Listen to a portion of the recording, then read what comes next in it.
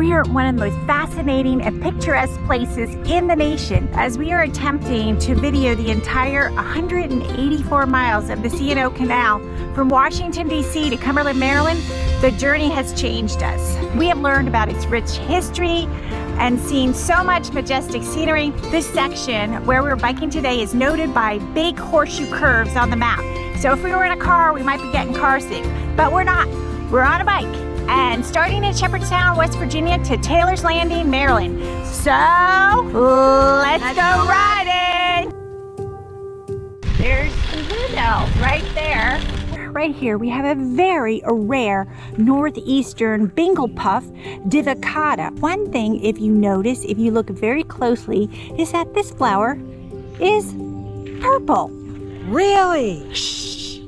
This is actually the bluebell, and it's a Virginia bluebell, and they are growing all along the C&O Canal. This cave is located right off the C&O Canal, and it used to be a hideout for the runaway soldiers and civilians fearing for their lives from the Battle of Antietam. And the Battle of Antietam was one of the bloodiest single-day battle in American history. When they were in the cave, they could hear the battle noises in the distance, but they had no idea what was left behind, whether their homes were still intact. So anyways, I just heard a sound coming from the cave, so I am not going inside. Watch out!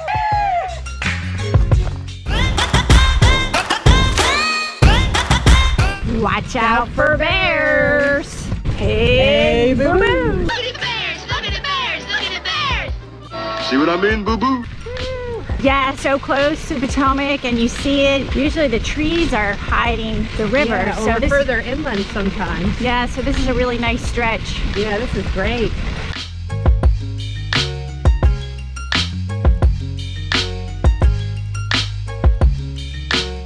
This area was designated to be a roadway for cars until Supreme Court Justice Douglas, and him being a naturalist, brought the person who signed off on it being a roadway, brought him here to go for a walk to show him the beauty of the land and that it shouldn't be a road.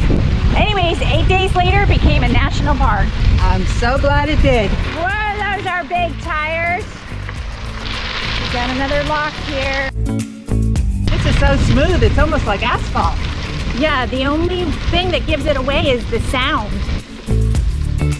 So this is a great fishing spot for you, for me, and for the native Indians 10,000 years ago. And there left evidence of several ancient native stone structures known as fish pots here, and they are still visible in this river somewhere. We're looking for the fish pots, but I don't know, I don't see any fish pots. You looking for the fish pots over there? Yeah. It's a coffee pot. Coffee pot. Oh, there's one. We have a sighting. We have a sighting. Right next to the bottom of the trailer. Oh yeah. What? Yeah, Looks like one. I see it. I do. I don't see it. Right there at the bottom of the tree. It's got kind of a reddish. A little reddish. Yep. I still don't see it.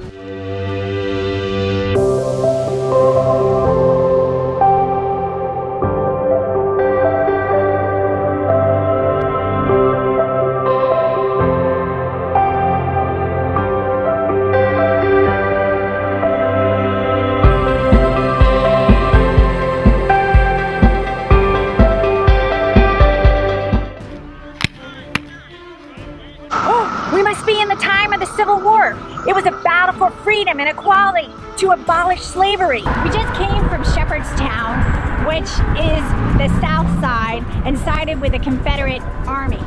And now we're crossing over the bridge, which is a division point, and the other side is Maryland, and they sided with the North. They sided with the Union Army. So this house that is up on that hill over there is on the Maryland side, and it was owned by a reverend whose son decided to join the Confederate, the Southern Army. They were under house arrest, and they were told that they had to keep the shutters closed. One evening, wind was howling, and The wind blew open one of the shutters. They thought he was communicating with the Confederates through the window. The Union Army saw that and considered it treason.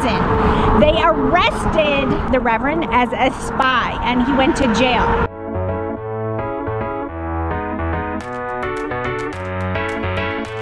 What a great day. Yep, we got a little bit of the pass, the beautiful bluebells that we were able to see today. Had a great lunch in Shepherdstown. Yep, it was a lovely day. So, hope to see you riding.